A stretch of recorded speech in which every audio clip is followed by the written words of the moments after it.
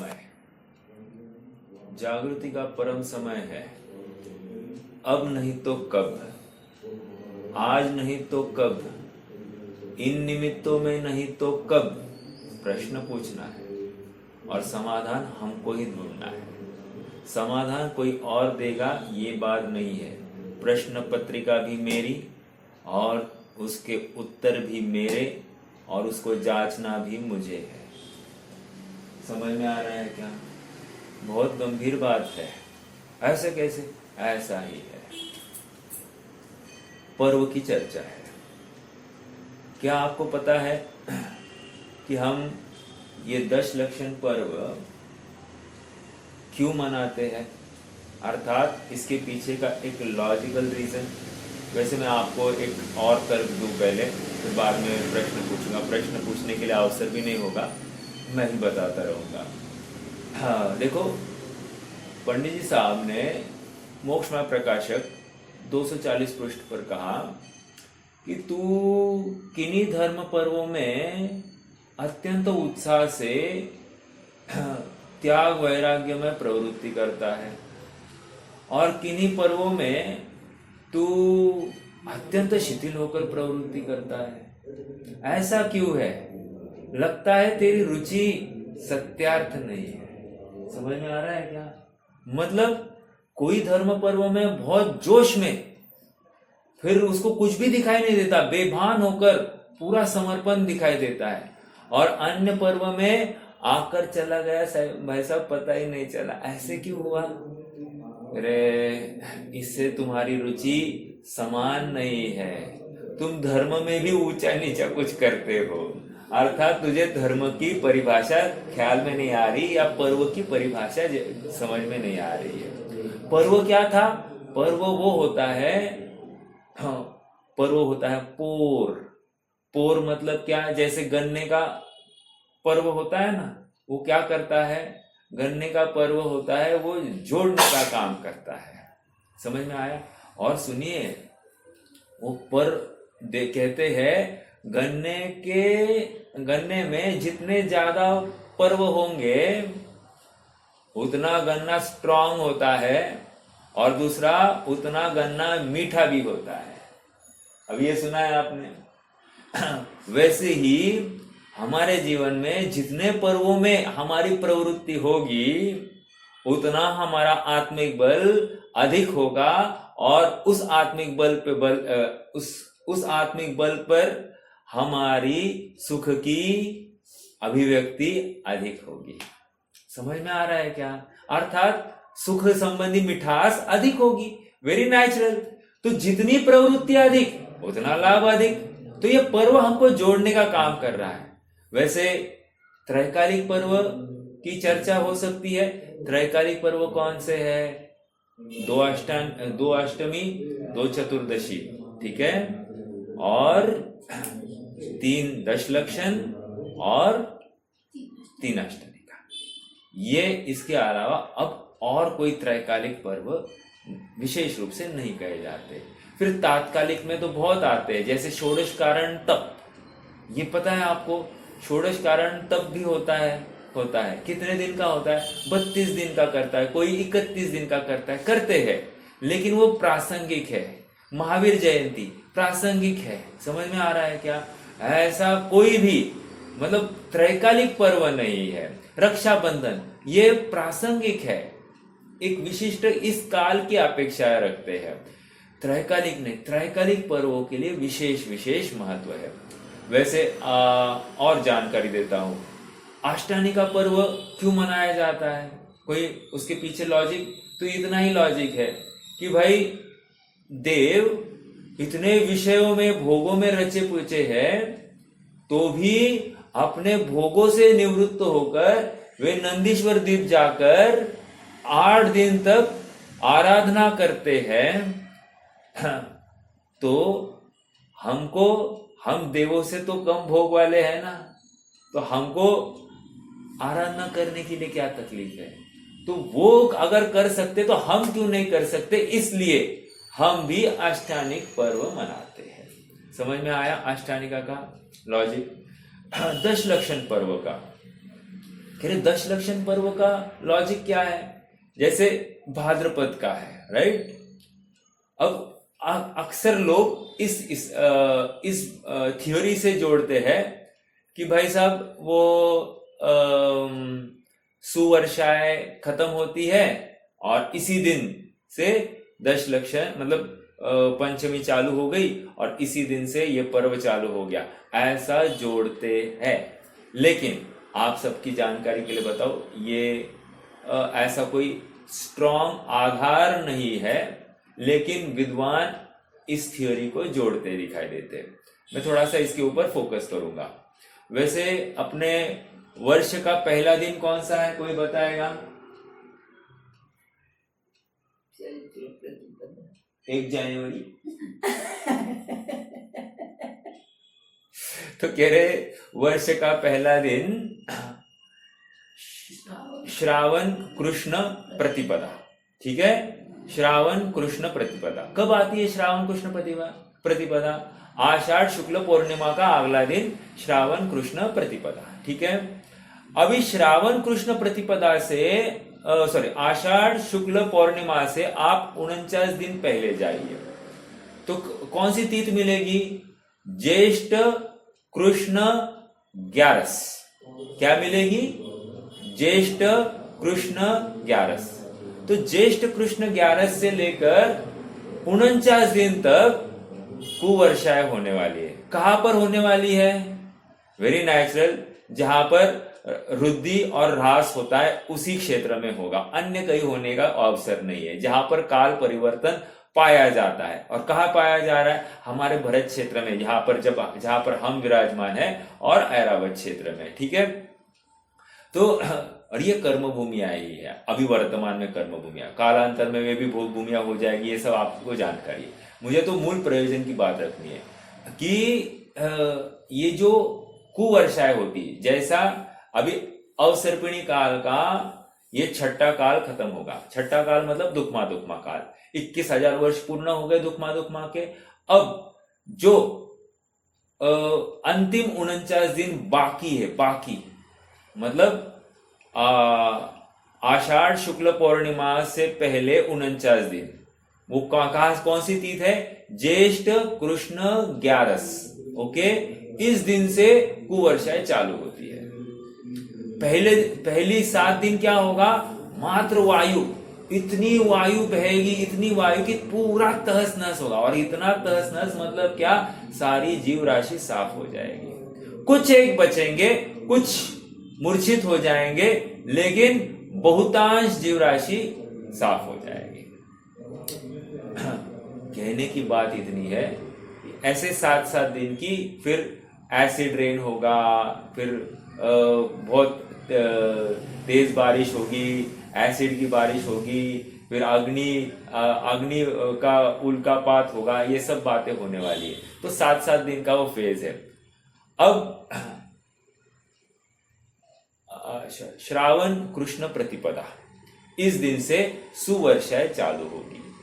समझ में आया? सुवर्षाएं यहां से फिर से 49 दिन चलेगी। अब श्रावण कृष्ण प्रतिपदा से लेकर 49 दिन अगर आप गिनोगे तो श्रावण और कृष्ण पक्ष और शुक्ल पक्ष, ये 30 दिन हो गए। फिर से एक कृष्ण पक्ष ले लीजिए, 45 दिन हो गए। अब बचे कितने?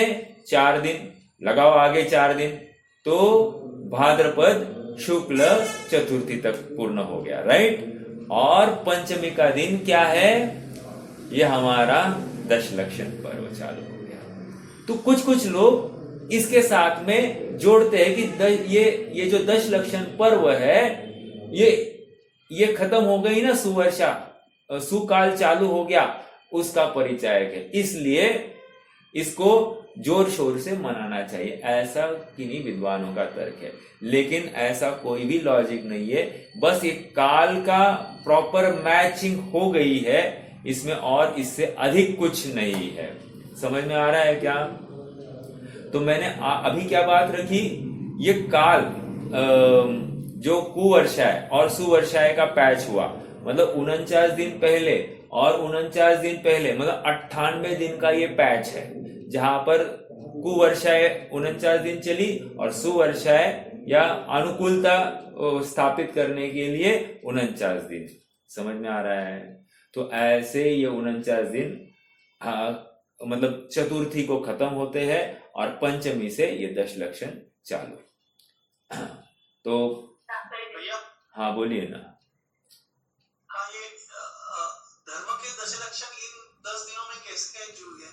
हाँ, तो वही उसी के बात आनी है। तो इसमें इतनी बात आ गई कि भैया का प्रश्न क्या समझ में आया? भाई आपने इसको धर्म के 10 लक्षण इसके साथ कैसे जोड़ दिया? तो इतनी सी बात है कि यहाँ पर जीव को धर्म में लगाने का मूल प्रयोजन है। कोई भी पर्व जो होता है उसको तत्वज्ञान के समीप लाने का मूल प्रयोजन है। तत्वज्ञान से दूर रहकर तो ये सुखी हो नहीं सकता, तत्वज्ञान के समीप आएगा तो ही सुखी होगा। तो ये मूल प्रयोजन है। एक किसी भी पर्व का मूल प्रयोजन जीव को जोड़ना है। समझ में आ रहा है? और जोड़ा कैसे जाता है? जहां पर वो खड़ा है वहां से उसको जोड़ना है। राइट? हाँ, अब बची बात धर्म के 10 लक्षण क्यों?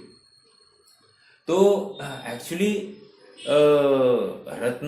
रत्नत्रय भी धर्म है, या फिर आत्मा में स्थिरता वही धर्म है। सच्ची बात तो यही है, लेकिन इसको 10 लक्षण धर्म क्यों है? क्योंकि 10 प्रकार से इसको मनाया जा रहा है। हालांकि सभी का प्रयोजन आत्मा में स्थिरता है, लेकिन जो विकार पाए जा रहे हैं जीव में जो टॉक्सिक इमोशंस या कषाय प्रवृत्ति पाई जा रही है, उनके नास्ति परक जो है वो मेरे स्वभाव है, इसलिए इनको 10 प्रकार से मनाया जाए, ऐसी आज्ञा है। समझ में आया? इतनी सी बात है। अब और एक बात आपको समझाओ। हमारे जो श्वेतांबर भाई है ना, जो श्वेतांबर भाई है, वे क्या करते हैं? वे 8 दिन का पर्व मनाते हैं और हम 10 दिन का मनाते हैं। ऐसा क्यों? ऐसा ही। और देखो, उनका काल और अपना काल में क्या फर्क? उनका काल है ना बराबर हमारा चतुर्थी तक आता है, मतलब चतुर्थी से पहले 8 दिन, और हमारा कैसे पंचमी से लेकर आगे 10 दिन। राइट? तो ये ऐसा क्यों है?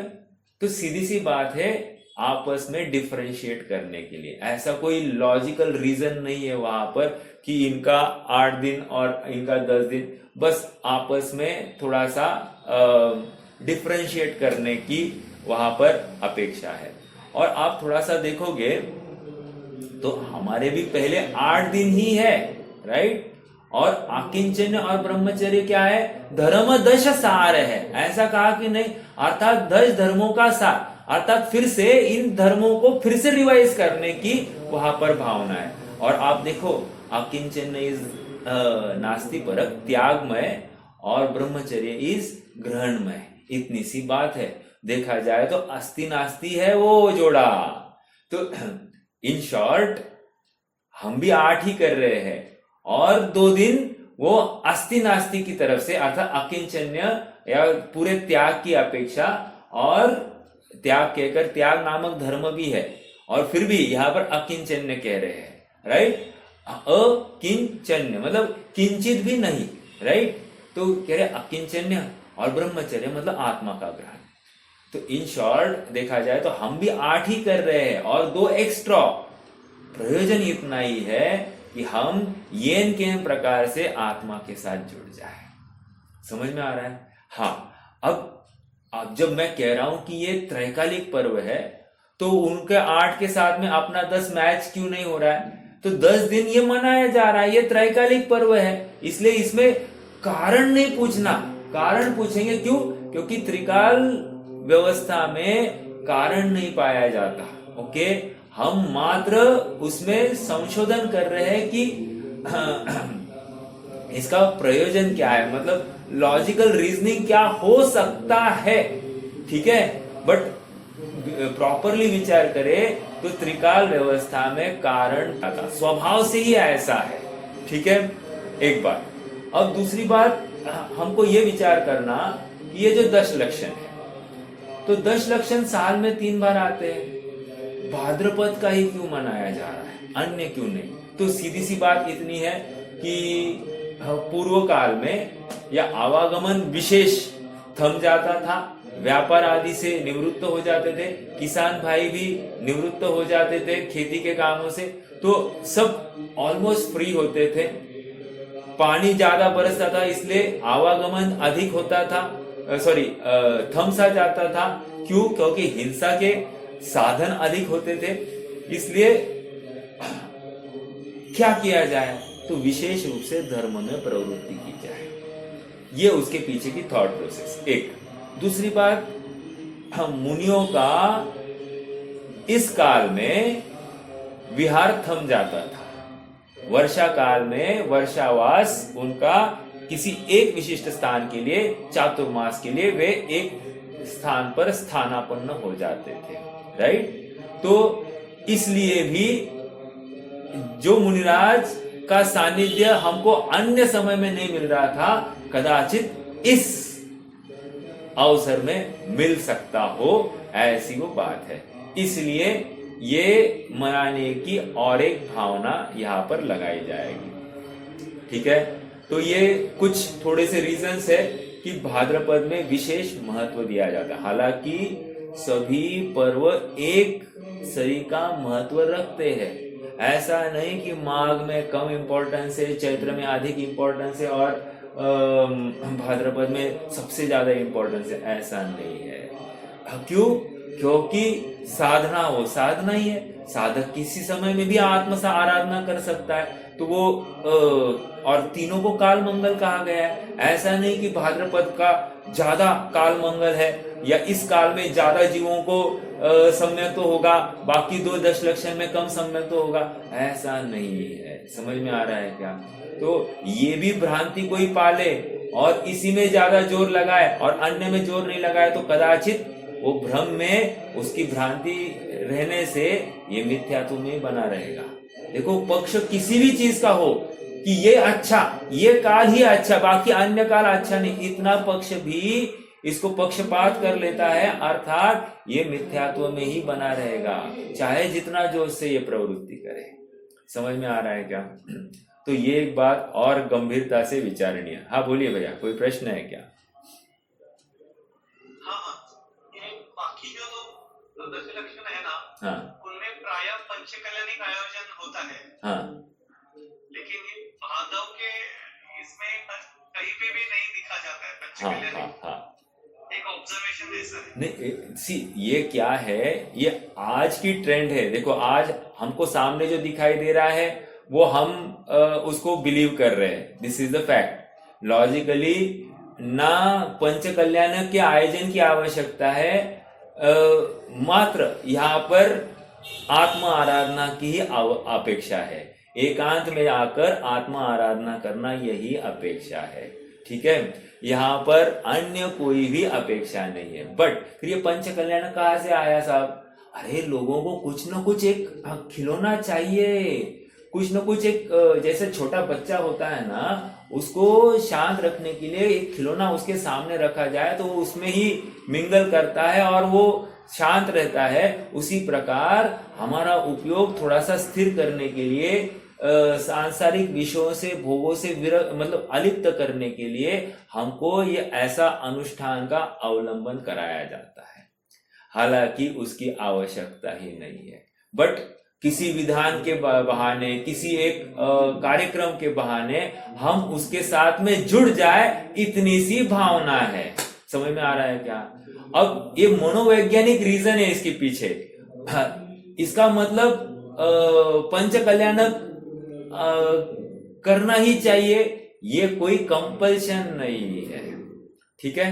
तो और ये एक बात और एक खुलासा कि भाई हम क्या कर रहे हैं, पहले ये नक्की करें। पर्व मतलब ये पूरा विरक्तिमय जीवन है, ठीक है? यहाँ पर अन्य कोई भी अपेक्षा नहीं है।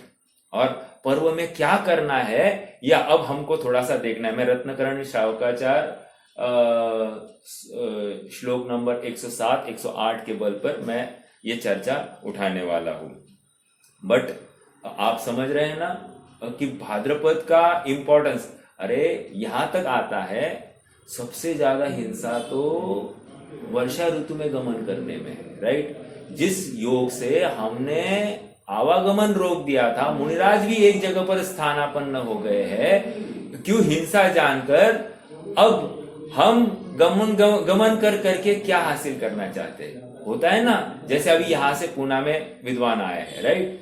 तो पूना में विद्वान आए तो लोग 15-15, 20-20 किलोमीटर जाते होंगे कि नहीं वहां पर? तो गमन हो रहा है कि नहीं? गमन के पीछे हिंसा हो रही है कि नहीं? आज हमको उसकी वैल्यू है क्या कि हम हिंसा कर रहे हैं, ये आरंभ में हमारी प्रवृत्ति हो रही है, ऐसा हमको लग रहा है क्या? और इसका क्या हम धर्म कर रहे हैं इसलिए जा रहे हैं? और मालूम पड़ा कि वहां पर जाकर आया, थकानी हो गई, धर्म तो बाजू में रह गया। होता है कि नहीं ऐसा? धर्म धर्म सब कोई कहे, धर्म न जाने कोई, धर्म पंथ समझे बिना सुखी कहां से होए, हाँ? मुक्ति कहां से होए? जो लगाना लगाइए। कहने की बात इतनी है कि हम धर्म की परिभाषा यथार्थ रूप से नहीं समझते। धर्म को कैसे मनाया, मतलब ये पर्वों को कैसे मनाया जाता है, ये भी हम नहीं जानते हैं। हम खाली धूमधाम में, प्रोपोगेंडा में ही हम धर्म की कल्पना कर बैठे हैं, और ये बहुत बड़ा भ्रम है। ये और एक सर्प हमको डस रहा है, और हम धर्म से कोसों दूर है, इसकी खबर हमको नहीं है, और हम अपद में संतुष्ट है। देखो, मैं रत्नकर्ण श्रावकाचार 107-108 नंबर के श्लोक की चर्चा करूंगा। 107वां श्लोक देखो, यहाँ पर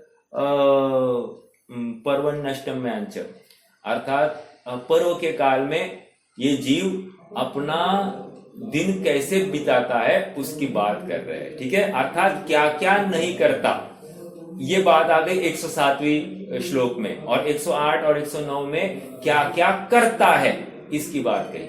मतलब क्या क्या नहीं करना चाहिए 107 में बताएंगे, क्या क्या करता है, करना चाहिए, ये 108 और 109 में बताने वाले। देखो, मैं थोड़ा सा श्लोक पढ़ूंगा। पर्वन्नष्टम्यांच नहीं, पंचानां पापानां अलंक्रिया रंभगंध पुष्पानां स्नानांजननस्यानां उपवासे परिरुतिं कुर्यात्। क्या क्या करता है, मैं थोड़ा फास्ट बोलूंगा, आप बाद में फिर से प्रवचन को कोरिलेट कर सकते हैं। पंचानां पापानां, एकदम लास्ट में शब्द आया परिरुतिम कुर्यात्। परिरुतिम मतलब क्या? त्याग करता है, छोड़ देता है। कुर्यात् करता है, ठीक है। पंचानां पापानां, 5 पापों का त्याग करता है। 5 पाप क्या है रे बाबा? मतलब 5 पाप मतलब हिंसा, झूठ, चोरी, कुशील, परिग्रह, इनसे पहले हट जाए। करते हैं क्या अपन? विचार करना गंभीरता से। अभी पर्व के दिन चालू है ना, हम 5 पापों से निवृत्त हुए क्या? पहला प्रश्न तो ये खड़ा हो जाए। एक, पंचानाम पापानाम। अलंक्रिया, अलंक्रिया मतलब क्या? अलंक्रिया, अलंक्रिया मतलब अलंकार और केशभूषा, वेशभूषा, अलंकार, सजना, धजना, सवरना, इससे निवृत्त होना। लो जी साहब, इसके बिना तो हमारा पर्व होता नहीं है, और यहाँ पर कह रहे हैं कि ऐसा ही करना चाहिए तो तुमने पर्व मनाया। तो इसका मतलब हमको मात्र थोड़ा सा सजने की, थोड़ा सा, एक हाथ, आज हार बदल दूं दूसरा हार, आज कान का बदल दूं दूसरा, आज थोड़ा सा, आज ये साड़ी पर ये टीका, ये मैचिंग, इतना सा भाव आ गया। दूसरे की साड़ी हमने तो साधारण पहनी, दूसरे की साड़ी की ओर हमारा ध्यान गया काम से। अरे इन दिनों में तो फैशन शो चालू हो गया है। आज समझ में आ रहा है क्या? फैशन शो, और किसी प्रतिष्ठित ने किया और हमने नहीं किया, इसका मतलब वी आर लगार्ड्स, हम आउटडेटेड है, हमने धर्म किया ही नहीं, उन्होंने सच्चा धर्म मनाया। ऐसी हमारी मानसिक कमजोरी। समझ में आ रहा है क्या? आप पकड़ना थोड़ी सी बातों को। ये यहाँ पर आचार्य देव कह रहे हैं और मैंने कह रहा हूं, आचार्य समनभद्र कलिकाल सर्वज्ञ है भाई। मतलब साधारण व्यक्तिमत्व नहीं था, जिसको पीछे परवर्ती आचार्यों ने बहुत बड़ा ऊंचा दर्जा दिया है। ऐसे कलिकाल सर्वज्ञ कहना मतलब साधारण नहीं है। जिसने 700-800 साल बाद में फिर से सर्वज्ञता को स्थापित किया, इसलिए उनको सर्वज्ञ, कलिकाल सर्वज्ञ कहते हैं। पंचानाम पापानाम अलंक्रिया रंभ गंध पुष्पानाम। रंभ मतलब आरंभ छोड़ देना चाहिए। आरंभ वैसे 5 पाप में आ ही गया था, फिर से यहाँ पर छंदानुरोध से ये बात आ गई। आरंभ क्या क्या होता है? एक तो गृहस्थी का आरंभ और एक व्यापार धंधे का आरंभ। ऐसे दोनों आरंभों का त्याग होना चाहिए। गंभीर बात चल रही है। हम क्या कर रहे हैं? आस्क क्वेश्चंस, ठीक है, and give solutions to yourself. हम स्वयं को समाधान दे, अन्य के साथ में। लेकिन ऐसा तो इतना तो करना पड़ता है, इतना तो होता है, इसके बिना फिर हमारा कैसे है? वो तुम्हारा देखो क्या करना चाहिए, क्या मतलब क्या छोड़ना चाहिए, उसकी बात, उसकी लिस्ट दी जा रही है। समझ में आया? तुम कितना कर सकते हो ये पहले नक्की करो, और क्या क्या और करने की गुंजाइश है इसको नक्की करो, और उसके लिए प्रयासरत रहो। इसी को तो पुरुषार्थ कह रहे हैं हम थोड़ी कह रहे कि ओवरनाइट छोड़ दो। हम ये कह रहे हैं कि तुम कहां कम हो ये नक्की करो। क्यों? क्योंकि आज इस जीव को क्या लग रहा है? हमने अटेंडेंस लगाया, हमारा काम हो गया, हम धर्मी हो गए, खत्म। समझ में आया? हमने देव दर्शन किया, हमने भक्ति करी, हमारा काम हो गया। आज प्रक्षाल में हमने सहभाग ले लिया, हमारा काम हो गया। नो माय डियर, तुम चूक रहे हो। तुमने बहुत थोड़े में धर्म की कल्पना कर रखी है। ऐसा नहीं है धर्म जैसा तुम्हें लगता है, और इसीलिए तुम सुखी नहीं हो पा रहे हो। देखो, एक 60-70 साल पहले की घटना है। घटना ऐसी है कि चर्चा चली समाज में कि हमारे यहाँ पर जैनियों के नाम का कोई पूरे देश में छुट्टी नहीं। अंग्रेजों का काल था, मतलब 60-70 साल, 80-90 100 साल पहले जाने की बात होगी। तो जैनियों के नाम का कोई पर्व या त्योहार के नाम से कोई छुट्टी नहीं है। बाकी सबका है, हिंदुओं का है, बौद्धों का है, सब है, लेकिन अपना नहीं है। तो क्या करना? तो फिर विचार आया कि सब दिवाली है ना अपना पर्व, लेकिन दिवाली में सभी को रामचंद्र जी के आने की ही बहुलता है, इसलिए हमारा पर्व ढक जाता है। ये हमारा पर्व है ऐसा किसी को एहसास भी नहीं होता है। तो और कौन सा रहे भाई? निर्वाण कल्याणक तो महत्व था। तो सबने विचार किया कि जन्म कल्याणक, महावीर जन्म कल्याणक जो है, या महावीर जयंती, उस दिन हमको छुट्टी होनी चाहिए।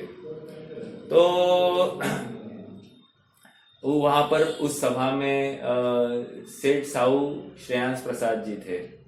तो उन्होंने ठीक है कहा, मतलब उन्होंने उनका होल्ड भी था, और उन्होंने कहा कि ठीक है, हम सरकार से अपील करेंगे। लेकिन उसी सभा में एक विद्वान थे, पन्नालाल जी साहित्याचार्य। तो उन्होंने कहा, आप ये छुट्टी आदि सब ले रहे, ये ठीक है, लेकिन इतने से काम नहीं होगा। मात्र छुट्टी लेने से काम नहीं होगा। हमको हमारे व्यापार धंधे, कल कारखाने सब बंद रखने होंगे, और हम सबको धर्ममय अपना जीवन बिताना चाहिए। तो ये छुट्टी का कोई ना कोई औचित ख्याल में आता है, नहीं तो नहीं ख्याल में आता है। तो वहां पर जितने व्यापारी थे, और मूल ये साहू में श्रेयांश प्रसाद जी ये भी थे, कह रहे मेरे 7 फैक्ट्रियां ये बंद रखेंगे तो हजारों लोग हैं, हजारों लोगों का फ्री फोकट में मुझे खान पान देना पड़ेगा, कैसे इतना खर्चा मैं क्यों उठाऊं, मुझे बहुत नुकसान होगा। तो पन्नालाल जी ने एक तर्क दिया। उन्होंने कहा कि तुम छुट्टी तो चाहते हो, तो गवर्नमेंट को कितना नुकसान होता होगा। तुम अगर तुम्हारे आश्रित जनों को छुट्टी नहीं दे सकते तो तुम्हें नुकसान दिखाई दे रहा है, और तुम जिस गवर्नमेंट से छुट्टी चाहते हो तो उनको कितना नुकसान होता होगा, इसका तुम विचार करो। इसलिए हमको वो अधिकार नहीं है। फिर अगर तुम वो पास ऑन करने के लिए तैयार नहीं हो तो वो अधिकार नहीं है, योग्य नहीं है। ये योग्य प्रकार से तुम इस पर्व को मनाना नहीं समझ रहे हो। देखो, विद्वान होता है, विद्वान मार्गदर्शन करता है। समाज में जो खोटी होती है, जो चूक होती है, उस चूक को निकालकर उनको सच्चे रास्ते दिखाना, ये काम विद्वान का है। किसी ने पैसे के बल पर मद से विद्वान को दबाने की कोशिश की, टोकने की कोशिश की, होगा क्या? समाज का नुकसान होगा। समझ में आ रहा है क्या? इसलिए हमको मार्गदर्शन के लिए ऐसा कोई व्यक्तिमत्व हमारे साथ होना अत्यंत अत्यंत जरूरी है। आज की परिप्रेक्ष्य में जब समाज इस मोड़ से गुजर रहा है कि किसी को कुछ कहना भी खतरे से नीचे नहीं है, क्या किया जाए?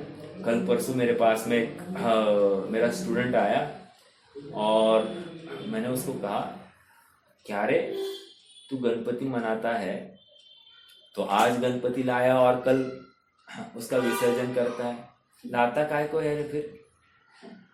तो बराबर है काका, मुझे काका कहते हो तो, लेकिन अपन किसको बोलने जाए तो उनको लगता है कि कुछ तो अपने को ओछा दिखा रहे हैं, अपनी गलतियां निकाल रहे हैं और झगड़े के प्रसंग हो जाएंगे। देखो, वो अभी वो लड़का स्टूडेंट है, मतलब 20-22 साल का होगा, तो वो कह रहा है कि ऐसा सब तकलीफ हो जाती, किसी को आज कहने जाओ, ये किसी को सलाह भी स्वीकार नहीं है। उसको लगता है कि हमारे जाति के बल ऊपर जाता है, कोई कुल के ऊपर जा रहा है, हमको नीचे देख रहे हैं, ऐसा अन्य को लगता है और टेढ़ निर्माण होती है। फिर वो स्वयं कह बैठा कि देखो, जैसे शिवाजी जयंती, मतलब शिव जयंती मनाते हैं, तो शिव जयंती मनाते तो उसके पीछे औचित्य क्या है? कोई जानता ही नहीं शिवाजी ने क्या किया, शिवाजी के गुण किसी में नहीं है और वो शिव जयंती मनाते। वो स्वयं क्या बैठा, बात बराबर है। मैंने कहा, ये तुम्हारे भगवान को लाने का प्रयोजन ये था, मैंने उसको समझाया, ये था कि तुम उसके समीप रहो, तुम विषय कषाय से हट जाओ, तुम त्याग संयम को सीखो, उपवास आदि धारण करो, उनके गुणों का स्मरण करके, उच्चारण करके तुम्हें भी वे गुण आ जाए, ये भावना थी। कितनी सरल बात थी कि नहीं? हाँ, और सुनो, तुम ये जो गणपति पर्व मनाते हो, तुमको कितने दिन का लगता है? 10 दिन का है। 10 दिन का फिर तुमने एक दिन में क्यों डुबाया गणपति को? कारण है क्या उसके पीछे? नहीं होगा ना ऐसा कुछ। तो मैंने कहा कि हमारे पास समय की कमी हो गई, तो 10 दिन का 7 दिन किया, 7 दिन का 5 दिन किया, 5 दिन का 3 दिन किया, 3 दिन का 2 दिन किया, ऐसा करते करते पहले दिन भी लाओ और पहले दिन डुबाओ, ऐसा भी कर दिया। समझ में आया? मात्र प्रोपोगेंडा में अटक गया जीव, उसके पीछे उस आयोजन के पीछे का प्रयोजन ही भूल गया है। और तुम्हें सच बताओ, सच बात यह है कि गणपति पर्व 21 दिन का होता है। 21 दिन का पर्व होता है। अब 21 दिन किसके पास है साहब? इसलिए 10 दिन किया। 10 दिन किसके पास है? 7 दिन। 7 दिन अभी लाओ ही मत, साई बाहर से हाय हेलो करो और चलो, मोदक खिलाओ, खाओ और काम हो गया। समझ में आ रहा है क्या? कहीं ना कहीं ऐसी विकृति हम में भी है ना। समझ में आ रहा है क्या? हम भी वेरी सुपरफिशियली धर्म की कल्पना कर रहे हैं और इसी में संतुष्ट रहना चाहते हैं। मान लो 3 बार प्रवचन है तो 3 बार प्रवचनों में गए, आज का दिन कैसा हुआ? अच्छा हो गया, बस। नहीं, प्रवचन के पर्व कैसे मनाना? पर्व ऐसे मनाना है कि रे 5 पापों का त्याग। ओके, दूसरा क्या कहा? श्रृंगार, अलंकार, इन सब का त्याग। Can you believe? एकदम सादी कपड़े, एकदम सादे। हमको ऐसा भाव भी हो गया कि आज मैं कपड़े बदल कर जाऊं, गया काम से। यहां पर कह रहे नहीं, तुमने पर्व ही नहीं मनाया। नहीं मनाया मतलब क्या? तुम सुखार्थी नहीं हो, तुम भोगार्थी हो।